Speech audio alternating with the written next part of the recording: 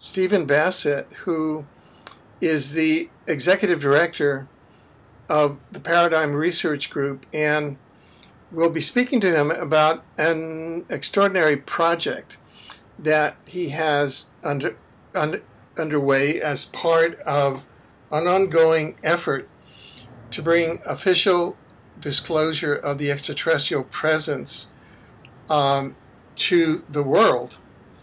And that is a petition on the Obama White House website to formally acknowledge an extraterrestrial presence engaging the human race. In other words, official disclosure.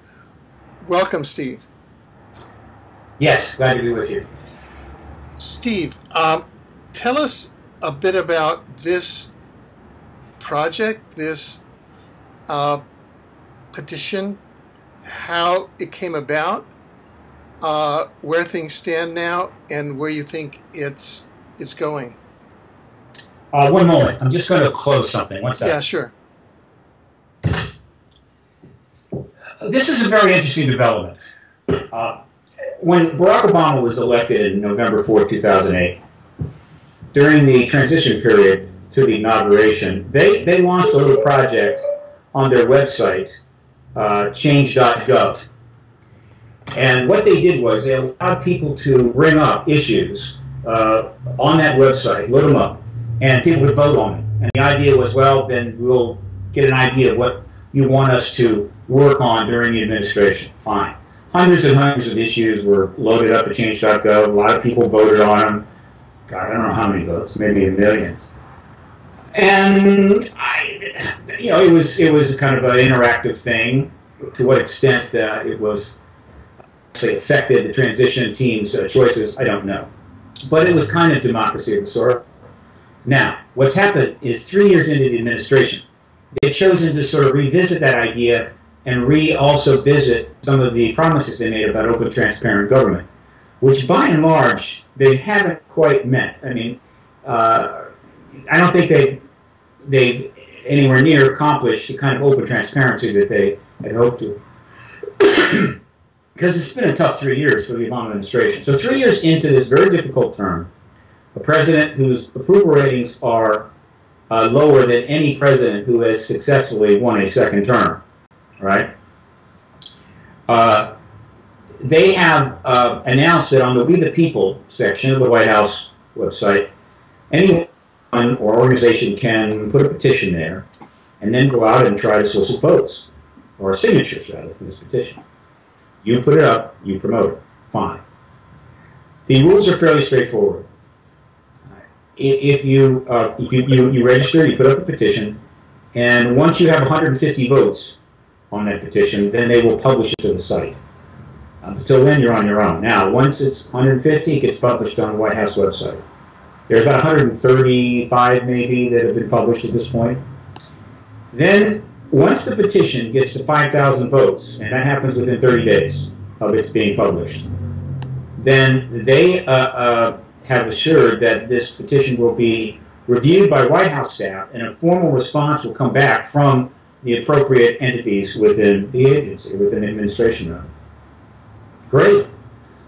Put a petition up, get a response back. So here was a golden opportunity to lay the issue of disclosure directly at the feet of the president and the administration, and with some signatures behind it, to bring out this issue.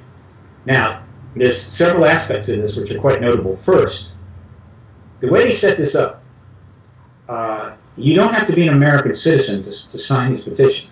Anyone in the world can. Okay. Didn't they have... It's not mandatory. Okay. People signing from all over the world. That's good. Secondly, they made the decision, quite calculated, I'm sure, that only the first name and last initial is being shown on the site of those who sign up, which perhaps make it a little easier for some people to sign up. They often show, if you put it down, the city and state, but it's just first name, last initial. Thirdly, they have created an opportunity for these petitions to be reviewed by anybody, anywhere. What do I mean by that? You know, whether you're going to sign or not, if you go to the White House website, .gov, which has tens of millions of visitors a month, rather, from all over the world, you can click on the We the People, which is right now on the top page, and go right to these petitions, and you can look at them. You can look at them all you want. If you want to sign, you have to register, and you have to give them your email address, and you will get a password back, and then you use the password to check in, and you can sign whatever petitions you want. And so these petitions are going to be seen, at least seen, by people all over the world. Not just the Obama administration or the executive branch, but also the military and intelligence communities, cooperating in black projects, whatever. Anyone with a computer can go and see these petitions. And so this was an opportunity the PRG was not going to let go by. So 30 days before it was launched on September 22nd, the White House announced this. They didn't make a big deal out of it, and they haven't particularly publicized it. And they gave it a 30-day lead time so people would have an opportunity to get the petition together and start pre-promotion. Well, PRG quickly put a petition together called the Disclosure Petition and put the information up on disclosurepetition.info. That's the information site, disclosurepetition.info. And when you go there, what you'll see is the wording, and you'll see the short link to the petition on the White House website. The petition reads as thusly: We, the undersigned, strongly urge the President of the United States to formally acknowledge an extraterrestrial presence engaging the human race, and immediately release into the public domain all files within government agencies and military services relevant to this phenomenon. It's as simple, straightforward, and unambiguous as it could be made. It is the kind of statement that they have to confront. It doesn't hedge. It doesn't try to get around the issue. It is straightforward. Anyone who does not believe that extraterrestrials engaging the human race, I can't imagine why they would sign this petition. But if someone does believe that, and they would like to see this information out, if they want to know the truth about this, then they definitely should sign this petition. So what is the potential signature base?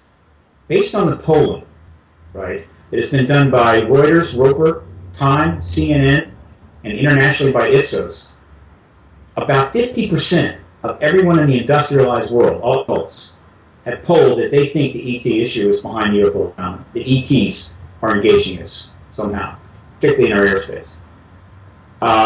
Worldwide, that number may be as high as 40% based upon some polling by Ipsos. So in the United States, we're talking about approximately 150 million adults actually believe that ET reality valid. Worldwide, somewhere in the range of 1.5 billion. However, these same polls also indicate that 80% plus of American adults believe that the government is not telling the truth. And this is true throughout the industrialized world. That's about 200. That's almost 200 million adults in the United States. So you have this vast reservoir of people that have a vested interest, I believe, in signing a petition that will publish their first name and last initial. That is huge. And so what would happen if we were successful in getting the link to this petition to go viral on the internet? And this petition were to gather 100,000, 200,000 signatures. This would be an international news story. It's already attracting, even at the level that it's at now, some media. I have been interviewed for about a half an hour by the Wall Street Journal. 2 articles have already come out in the Huffington Post. And as the numbers go up, we expect more media. More media means more signatures. More signatures means more media. But at the core of this, and this is the reason, well, let me first interject this. The 5,000 signature limit that was needed to ensure a response by the government was reached by the disclosure petition in 4 days. We're now about 7,300 signatures. Fine. It's about 26 or 7th out of 135 in terms of signature count, but this is still not a satisfactory number. What we need is to go viral. And this is where things get interesting. Most people that spend time on the internet know what going viral is. Going viral is when a link to something gets spread so fast and so far that millions of people check in on that link and maybe take some action. And the best examples of going viral are on YouTube. Right. And here's a wonderful exercise you may want to do if you're watching the show. go to YouTube and just put the letter A into the search box. Just the letter A. Search on that. You'll get most of the YouTube videos out there, about 2.5 million.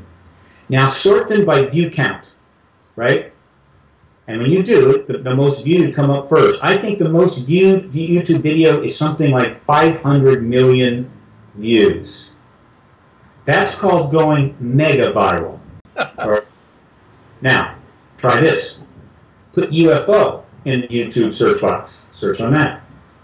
Then sort by view count. What you'll discover is the top 90 viewed UFO-related videos have between 2 and 36 million views. I think the top 15 or 20 is like 36, 15, 16, 14, 12, 11, some 10s, some 9s, some 8s, some 7s.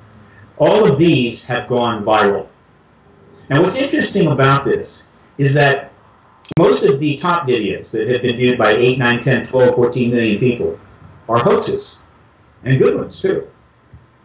Now why did 8, 9 million people go and view that video? Was it because they knew it was a hoax and wanted to see it? No.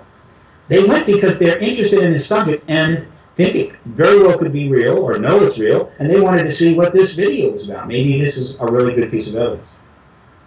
Now, if 9 million people will spend 2 minutes to watch a video that might be real about UFOs, would a couple million people be willing to go to the White House website and take the same amount of time and sign a petition which calls for the United States government to finally disclose and acknowledge this presence, this extraterrestrial presence?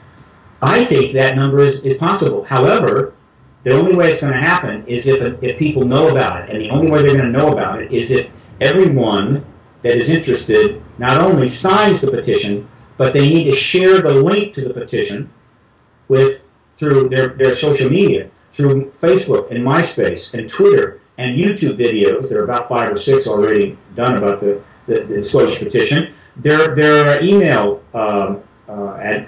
lists, bulletin boards, and of course, if you're a webmaster, you can go to disclosurepetition.info and you can grab a banner. There's many to choose from right off of there. Put the link on it, and off you go. Now, the link is at the disclosurepetition.info rather. It's also at paradigmresearch.org in many places.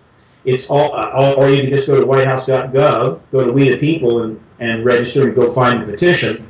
But the link, just for those who would like to write it down right now, is actually quite simple. It is wh.gov/G,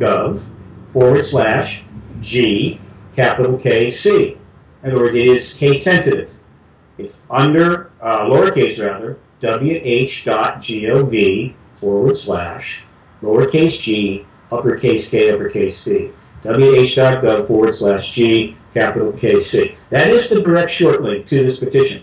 That is the link that we're trying to spread on the internet as fast as possible. PRG has posted hundreds and hundreds and hundreds of updates and notices on this all over Facebook to about 200 groups as well as its pages, and sent out 2 international press releases. And I've done about 25 interviews so far. I expect to do 25 to 40 interviews between now and mid-November, doing what I can, what PRG can, to take this link to critical mass, where it might go viral. Obviously, we need some media help there. We're hoping that the Wall Street Journal article might lead to a guest spot on Colbert or a Daily Show, something like that. So a couple of spots like that, and this thing could take off. To put things in perspective, the lead petition, the one with the most votes, and I knew this would be the case, and I told people going in, is a petition to legalize marijuana and regulate it like alcohol. There's in fact 4 or 5 marijuana petitions with a total of about 80,000 signatures. This is not surprising, but that gives you the number. I think the lead petition is 50,000 on that. So we're sitting at 7,000. There are 2 disclosure petitions up. Both of them are pretty good. In other words, the other one is at about 3,300 votes. I voted for it, no problem, or signed on it, rather. And 2 is not bad. It doesn't particularly dilute the impact at all. So the question is, how important is this to people? Are they willing to share that link? Are they willing to get the word out on this so people know they can go to the White House and with minimum exposure, sign for the truth on this matter? I realize that it's a strong statement. Some people who are not sure if there's an ET presence may be reluctant to go that far, then there's the other petition that's slightly softer. They can sign that one. That's what's going on, Alfred. It's really an amazing opportunity.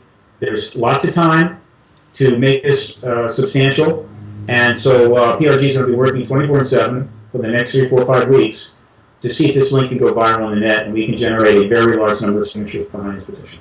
Oh, good, good. You know, we are going to do all that we can to help this particular video and the link to the petition go viral and that concept. So, you know, we'll do our share. And I just got a report back that one of our videos, one sector of our videos in a slightly different topic, now has 300,000 views. So we're small potatoes compared to the 9 million, but we're still up there. Now, this going through the White House website today, it seemed to me that the disclosure petition was at least in the top 10. Is that correct? No, it's about 26, 27. Oh, 26, okay. Of 136 petitions, which is, you know, it's not bad. Yeah, it's good. It's good. Now, but I guess, although you're 26, which is beautiful, and especially given the record of the transition Obama website, where I think that the extraterrestrial disclosure materials were way up near the top then. Am I mistaken, or? Not the top. Again, the marijuana. I meant meant much higher. I meant in the 2008 disclosure website, the ET-UFO disclosure issue was ranked very, very high. It was up there, but it wasn't at the top by any means. There were many hundreds and hundreds of issues that were put up. There was at least, I think, 20 UFO-related issues that were loaded up there, so things got diluted. But I think we had some with 17, 20,000. I know I had at least 2 up there. But that was, for whatever reason, that was promoted more heavily. Yeah. By the administration. Look, if Barack Obama were to, at a press conference tomorrow, and actually announce, on camera that, we're doing this on the website, my Lord, I can assure you the number of signatures on all the petitions would go up many, many fold. Exactly. They haven't done that. For whatever reason, they're kind of playing it a little low-key. It's up to us to promote this. Yeah. Now, what's extraordinary about the opportunity is that once you've passed the 5,000 signature threshold, you're virtually guaranteed of an official response from an agency within the government. Is that correct? Yeah, 2 points there. If you read the fine print, they do indicate that should there be a huge number of petitions, right? So many that it might create just too much of a load to properly respond, they may increase that threshold. Okay. I'm not worried about it. I have no doubt that we can reach whatever threshold, by and large, that they put up. Right. And then the other thing is that, look, the response could be trivial. Right? They could come back with a standard response. Well, thank you, but we don't investigate this phenomenon. It's not our concern. Whatever. And it is not. Though by doing that, if they give this kind of, I guess you could say, non-response response, I would certainly have publicized that extensively and ask the American people if they're really satisfied with that, or they're tired of being blown off. I mean, we'll use it to the best we can. It's not the response that I'm after. What I'm after is a signature count.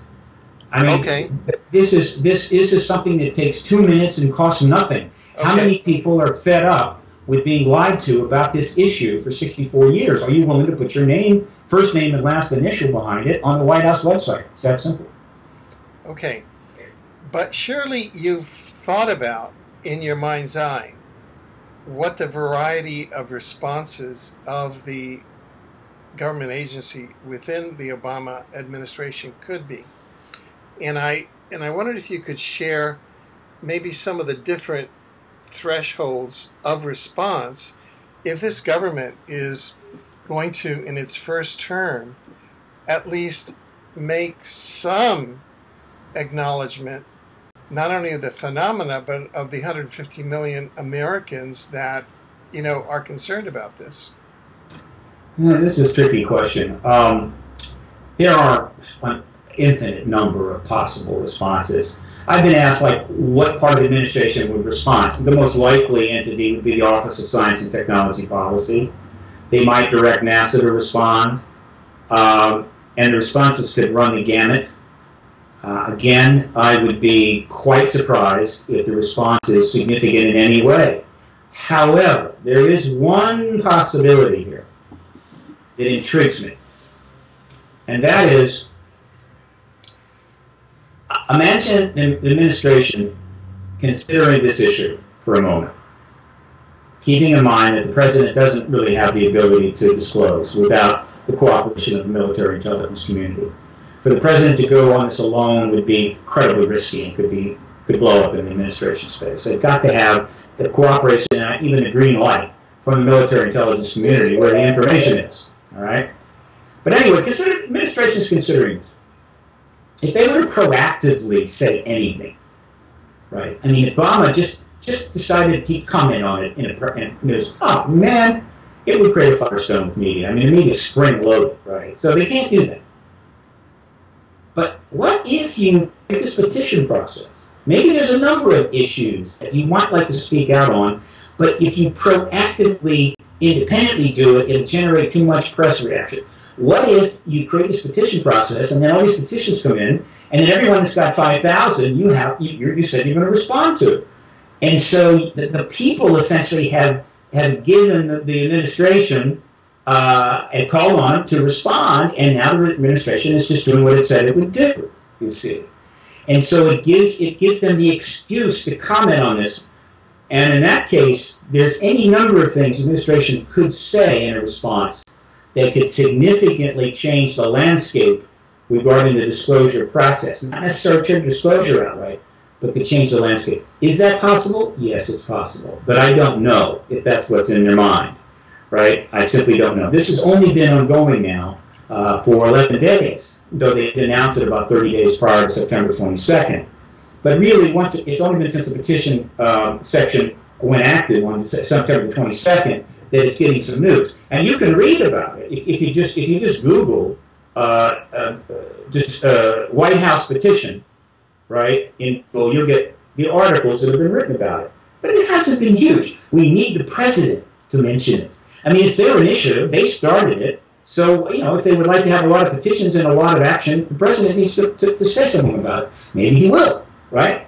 But I can assure you that I'd be happy to talk about it on any television news network show anywhere, because this is a pretty cool thing when you think about it. It's straightforward. It's not hard. Anyone can put a petition up, and you can have as many signatures as people are willing to put behind it. 1 million, 2 million, there's no limit.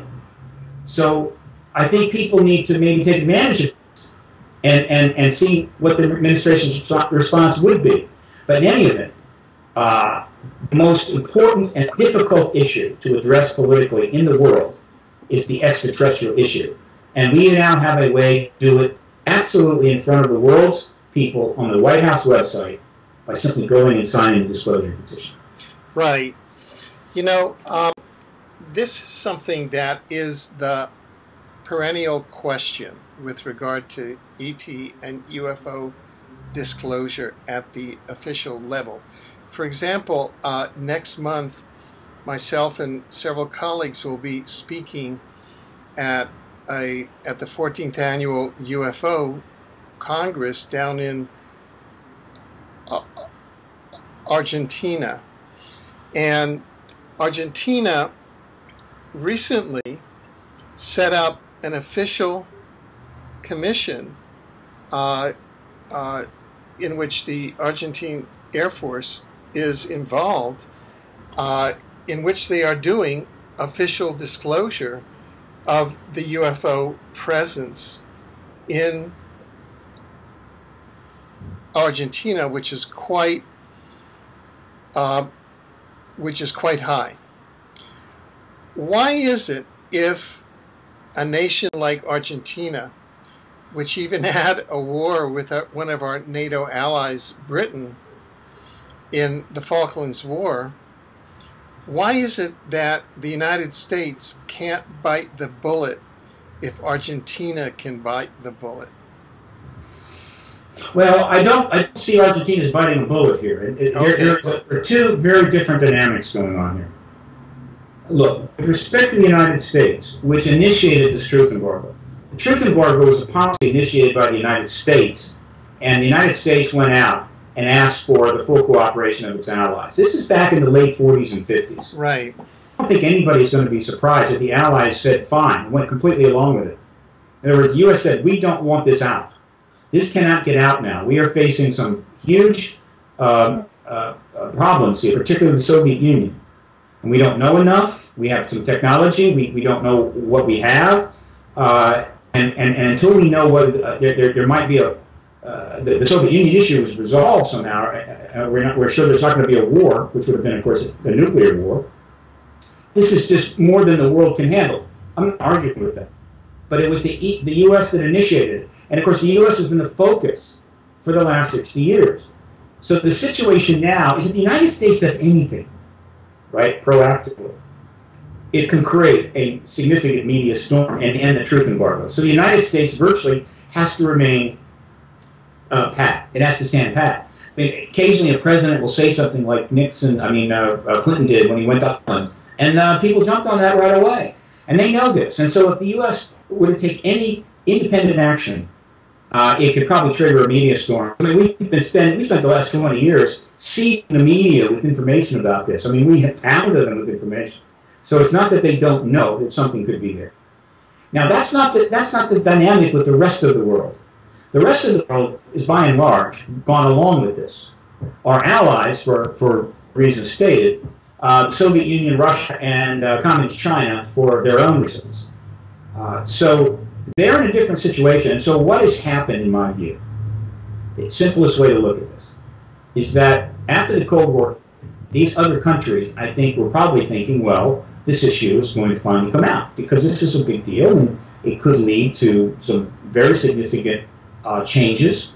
It could lead to significant technology. It could help solve the huge problems that we're facing. In other words, it would help us move towards the stars. And I think some of these nations are down with that. But they didn't want to preempt the United States prerogative. And so for about 10 years, from 1991 to about 2000, they hung us. However, their patience started to run out in late 1999, by 99, and one after another, the country started to break ranks. And for the last 11 years, starting with the Cometa report issued in late 1999 by a French NGO, then France indicated they were going to start releasing files in 2004. Then the UK has followed, is releasing files ever since. Canada's released thousands of files. Sweden, Denmark, Ecuador, Brazil, Argentina is taking action on multiple fronts. Chile is taking action. Mexico. What's going on is these countries are breaking ranks with the United States. Now, so far, what they have done has accomplished two things. One, it's putting pressure on the United States because we're advertising and promoting the fact these countries are taking these actions and releasing these files. We're using that to put pressure on U.S. government policy. And secondly, they are positioning themselves on the right side of the issue. So when disclosure does take place, they're going to be able to say, we started releasing our files. We were trying to get things out. Don't be too hard on us. Pretty smart. And we'll throw the Catholic Church in to boot. And so on the one hand, you have the U.S. unable to move. In other words, the next thing the U.S. can really do on this is disclose. There's kind of no middle ground here. Countries have the luxury of taking these kinds of intermediary reactions, and furthering the issue. So that's how I see the dynamic. And I expect more countries to start releasing files. And maybe governments may take some actions in other areas, all of which will put more pressure on the U.S. Now, there's an area which up until now has been kind of the third rail of the exopolitics area. You've been one of the few activists within the area that has begun to address this, and that is the whole the whole population or community of people who claim that they have been abducted by extraterrestrial entities, usually grays. And there's a 2002 Roper poll which says, about 2% of adult North Americans believe that they have been abducted. That would work out to somewhere between 3 and 6 million persons, which is a very large number. And we have one notable UFO abductee, Jim Sparks, who has come forward, and in his book he says, well, look, I'm almost like a trustee. They take me up on the ships. They've done this for the past 18 years, and my job is to keep people calm. And he says, and in some of my abductions, we actually, part of them take place adjacent to U.S. defense bases, where somehow U.S. military personnel are involved. It's all a very mysterious picture. But the upshot of this is that there's some notion that one of the principal barriers to disclosure is that the extraterrestrial civilizations themselves, be they grays or others, that is doing this has entered into some arrangement with the U.S. government going back a number of decades, secret agreements or something, and it's the ETs who do not want disclosure. Have you come across this, and do you think that this is the significant factor that is holding the U.S. as opposed to other countries that may not have these types of projects with certain civilizations? Is this really the nub of what's blocking disclosure at this time? Well, first of all, I rarely comment on individual abduction contactee stories. Right. There are huge numbers of them, right? And they cover a great deal of territory. It will take decades to sort through them, and that will have to take place in the post-disclosure world. What's more important to me is the overall evidentiary base. And that base essentially lies in files of contactee researchers around the world. Right. And the simple truth, the fact of the matter is that going back to 1980s, late 1980s, going forward, we're talking about 25 years, a huge number of accounts have been written down and submitted and sent to these researchers. The numbers are hard to get, but it's very likely in excess of 1 million. I think Whitley Strieber's received, and just he and Ann alone have gotten almost 500,000. Now these are accounts of people all over the world, different every walk of life. They're not seeking publicity. They're simply trying to say this is what happened to me, and you're obviously studying this.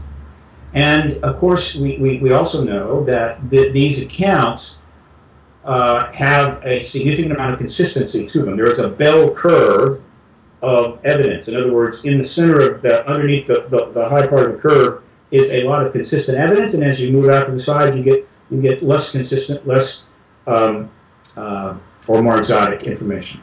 Now, this was an area that generally I stayed away from between '97 and about 2003. I just felt that the ET presence had been proven, and that warranted acknowledgement, that warranted disclosure right there. Now, the political press and the political class, we're having enough trouble just with that than having to deal with the contact phenomenon.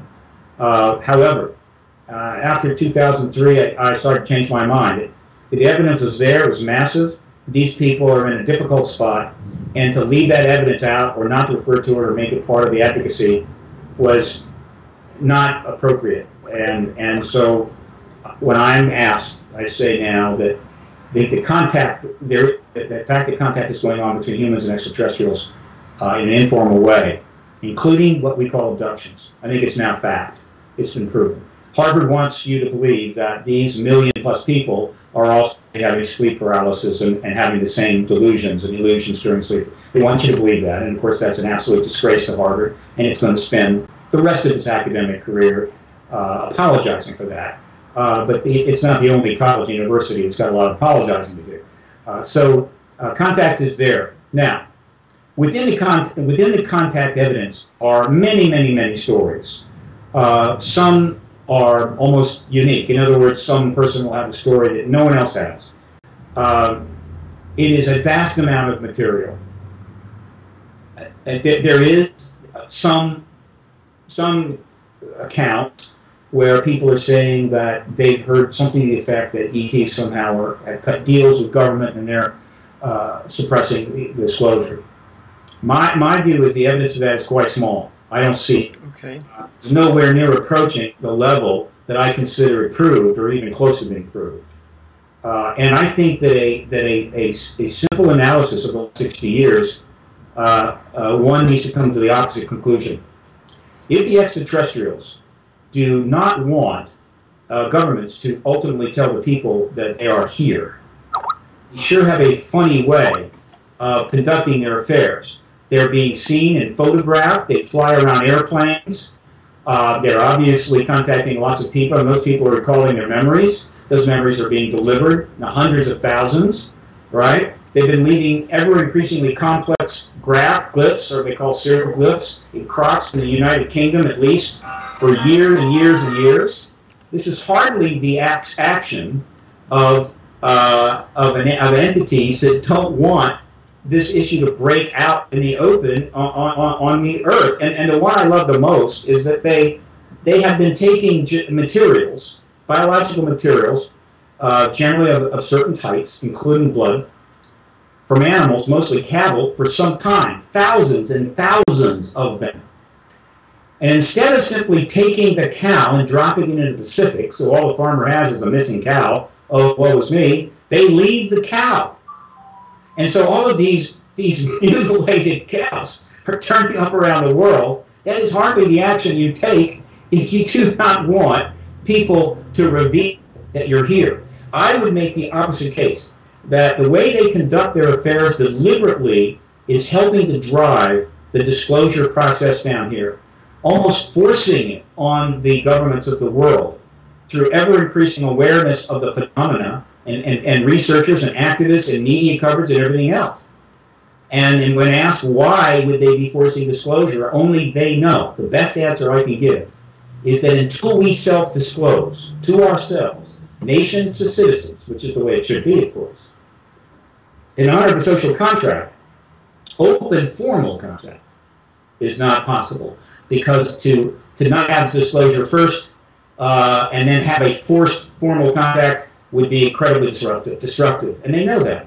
And so I see the pattern as 64 years of increasing activity, self-disclosure by the governments, 2 years or so of intense consideration and investigation and thought by the world, and then open formal contact. That's I think the pattern that's going on. That's the best model that I have for this. If I learn differently, I'll say differently. Good. Now, one other question. Another school of thought has said that we really can't look at the extraterrestrial presence as a monolith. That in fact there have been competing civilizations here with different interests and different agendas, some of whom are deeply committed against the other. And again, hard evidence of this is difficult to come by, and we rely on whistleblowers from the national security state, some of whom have come forth to say, look, the classic iconic photo that you saw of UFOs over the U.S. Capitol in July of 1952, and in fact, this is on the record from the CIA at the time, which led to the founding of the establishment of the CIA Robertson panel in 1953. And the thought there, which they express in their memos, is that we're dealing with a situation of public panic here, and that this may relate to an extraterrestrial threat, say by one sector or one civilization of ETs, which were those behind the UFOs that flew over the Capitol. And I've spoken to whistleblowers who know that at the time, for example, certain projects like the Ramjet project, which occurred directly after the 1952 flyover, was an attempt by the U.S. Air Force and the defense establishment to counter what they perceived was the threat posed by those UFOs. Fast forward to 1964, and we have some whistleblowers, and we've written about this at the Examiner, people like Michael Prince of the UK, who said that there was a U.S. intelligence estimate that by 1964, the Orion Greys and the Draco Reptilians, they stated that it appeared to them that the Greys and Reptilians had Earth kind of timelined for takeover sometime between the year 2000 and 2030, i.e., we've been dealing with a fierce war between certain sectors, certain civilizations, such as one species of one faction of Greys and one faction of Reptilians who are viewed as invaders, and that sectors of the U.S. military intelligence have been fighting them off, and with the aid of some of the more advanced human-looking civilizations. And that's why we have all of this secrecy, because one of the principal objectives was to keep the public of the world, the entire world population, in the dark about this fierce war going on over occupation of Earth. I'm sure you've seen this strain of thought, and that now the war's kind of over and has been won by the humans, and that it's time for disclosure. Could you comment on that point of view and how the petition might fit into that in a positive way? Well, first of all, I don't like to refer to people that are coming forward from government as whistleblowers. I call them witnesses. Okay. They come forward and they're bearing witness to things that they know and what they've seen. Yeah. Whistleblower implies that the action of the government is illegal, and it's not. And it's never going to be found illegal in any court of law. And so I like to keep the language appropriate to the facts. Okay. Secondly, there have been hundreds upon hundreds upon hundreds of scenarios put forward by people. Some claim to be insiders but can't prove it. Some claim to be channeling from ETs themselves. Some claim to just have psychic connections. Whatever. Hundreds and hundreds of them.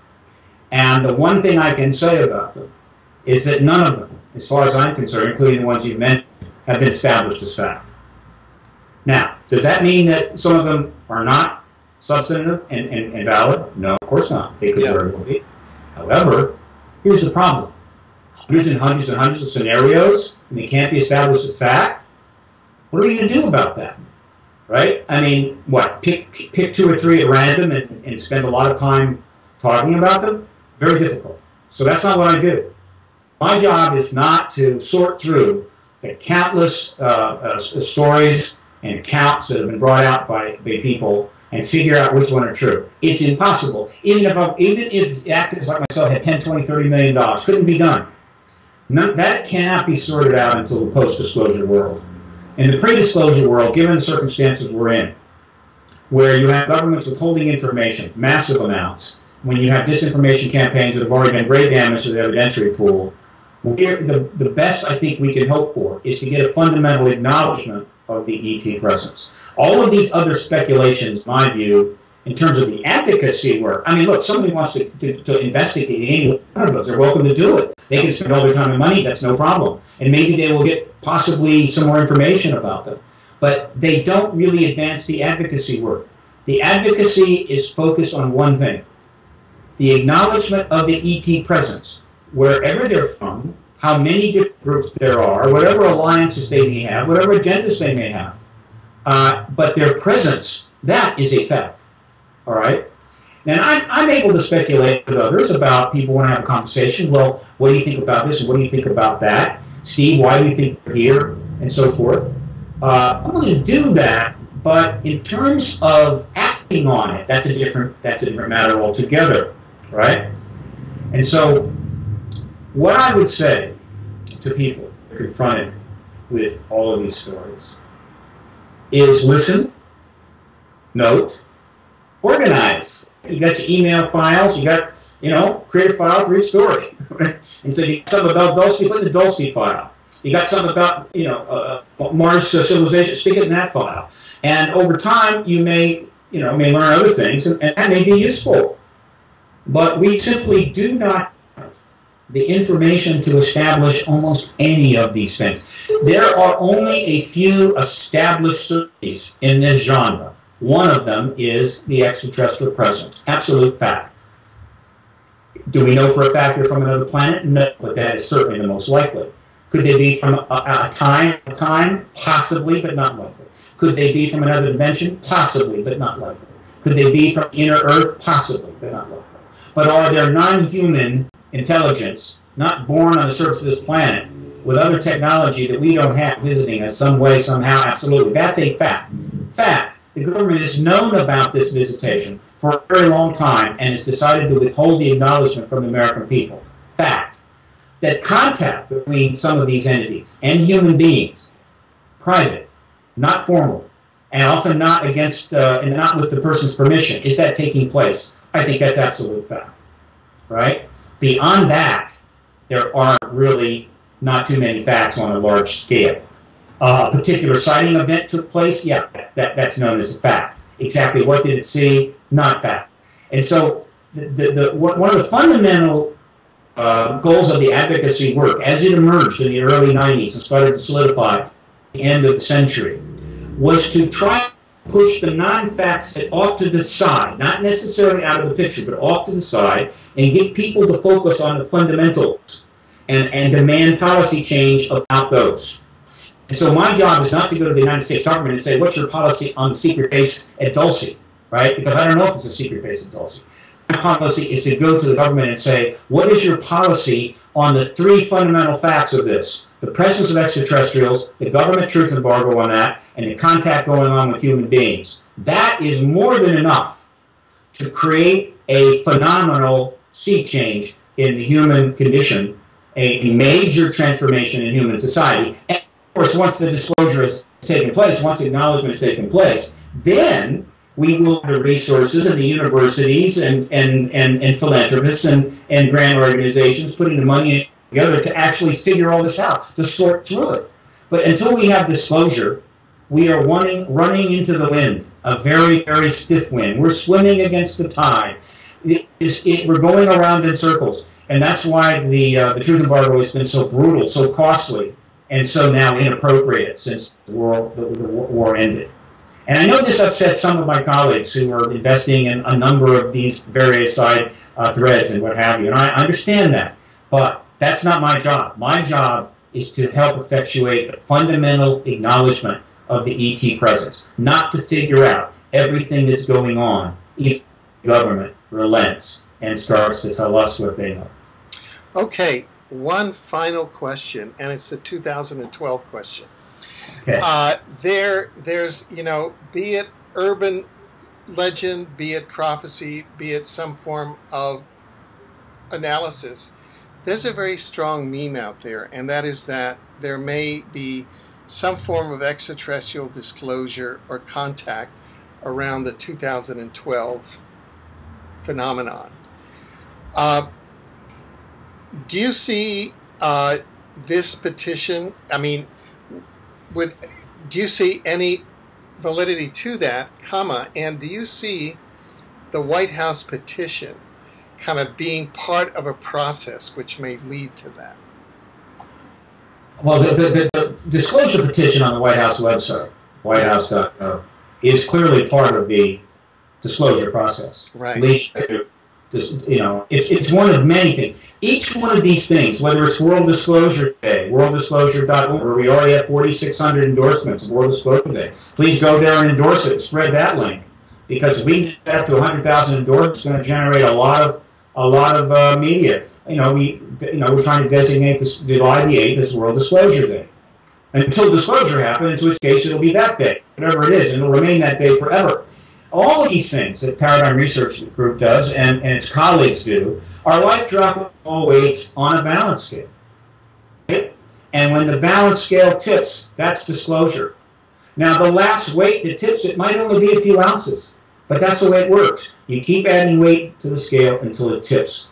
Now, all of this leads to disclosure. All of that leads to one of the most profound events in human history and an enormous transition, which is already underway.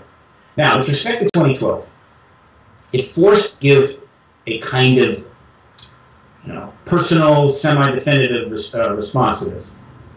I would say that 2012 is one of the coincidences in human history. And what do I mean by that? Several thousand years ago, or however long it was, long time, 1,000+ years, the Mayans had a civilization. They created a calendar. That calendar been relatively defined, and a key element of their calendrical system ends, we think, though there's some debate on that, on December the 21st, 2012. It also happened that back in the mid-20th century, we set off the first atomic bombs, which means that we finally entered the nuclear age. So we had already started to enter that age in 1900. We've also started to develop certain technological capability in the area of biology and genetics and so forth, opening up the capability of biowarfare. We also started to put enormous stress on our environment, and our population started to grow at an extremely fast rate in terms of raw numbers, right?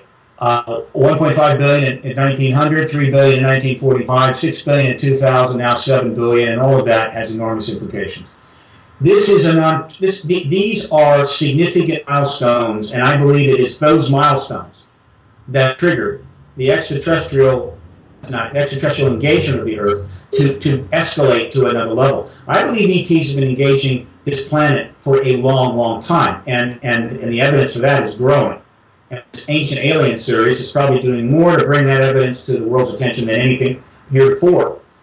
But something changed in post-World War II, and it escalated. And that is part of some kind of a process, a transitioning process.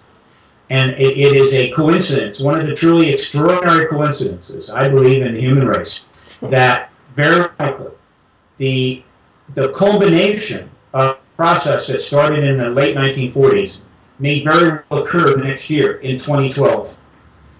Meaning the disclosure will take place in the same year that supposedly that long count calendar ends for the Mayans. It is just a coincidence. However, given that, I am hardly surprised at all that the great human masses out there yearning for change, yearning to end the 10,000-year patriarchy of war and power and violence, a male, arrogant-driven paradigm in which killing, taking over, and violence is virtually at the core of human endeavors and national policies, is coming to an end. It has to come to an end. And that we may enter an entirely new world. They've been yearning for this for thousands of years, going back to Jesus, going back beyond that. And we may be about to make that transition. And so I am hardly surprised that given the nature of 2012 as it has emerged from that research, that they are investing their transitional desires into that concept. And they've made that year very important.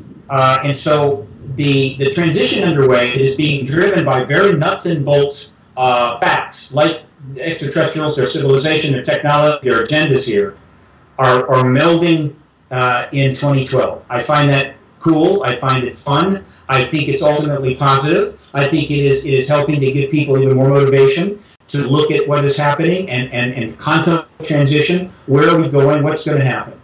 But do I think that 2012, in fact, has a standalone, powerful reality to it? No, I do not. Okay.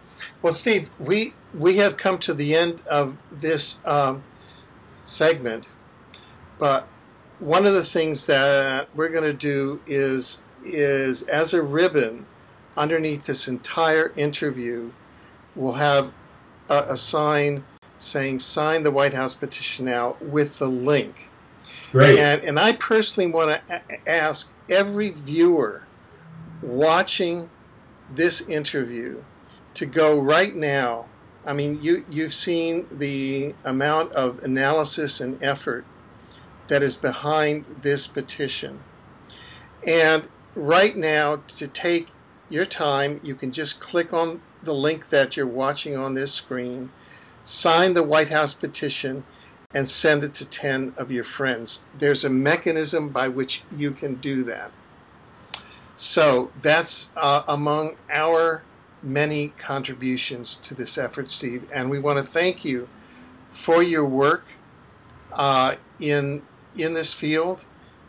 We know that it's been largely, as many of us in this field, as a volunteer, and that you have single-handedly built many of the exopolitical accomplishments of the last decade and more. So our sincere thanks to you, and we ask all of the viewers to take a moment now, click on the link, and sign the White House petition. First, you have to register. Yeah. You register first. You have to give your email and a couple things, and then they send you a password. Yeah. And you use the password to sign in, and then you can sign all the petitions you want. There you go. There you go. Oh, okay, good. Well, we will be following this, and we look forward to all of its successes, and we look forward to your appearing with our viewers once again on Exopolitics TV. Thank you. Thank you, Steve.